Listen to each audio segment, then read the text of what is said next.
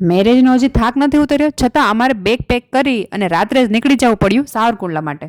કેમ કે મારા જેઠાણીનો ફોન આવ્યો કે કાલે આપણે બહાર જવાનું છે એટલે વહેલા વહેલા ઘરે આવી જાજો. બાય. તો આજા.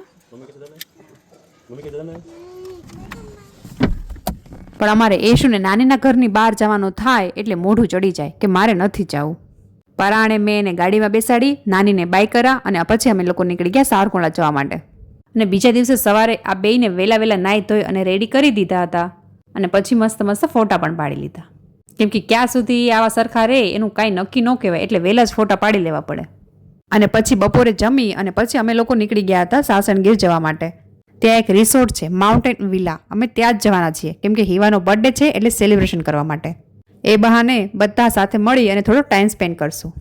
ગાડીમાં બેસવાનું થાય એટલે મને બધાથી પહેલાં ગભરાટ થવા માંડે, પણ આ બચ્ચા પાર્ટીને તો એટલી મજા આવી ગઈ છે પાછળ બેસીને.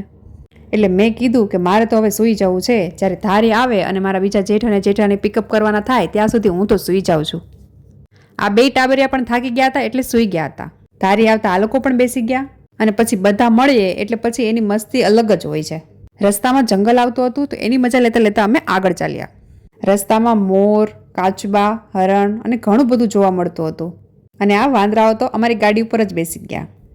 આ રસ્તે ચાલીને તો એમ થતું હતું કે આ રસ્તો ક્યારેય પૂરો જ ન થાય તો સારું, પણ રસ્તો પણ પૂરો થઈ ગયો અને અમે લોકો અમારે જ્યાં પહોંચવાનું હતું ત્યાં પહોંચી પણ ગયા. આ રિસોર્ટ જંગલની વચ્ચે છે અને આનું નામ માઉન્ટેન વિલા છે. જો તમારે પણ વિઝિટ કરવું હોય તો જરૂરથી એક વખત આવજો. બધા એટલા થાકી ગયા હતા તો એમ જ થતું હતું કે થોડી વાર સૂઈ જઈએ, પણ સૂવાનું નથી તો શું કરવાનું છે તો એ તમને ખબર પડશે નેક્સ્ટ વિડીયોમાં. વિડીયો પસંદ આવે તો લાઈક, શેર અને સબસ્ક્રાઈબ કરજો. બાય.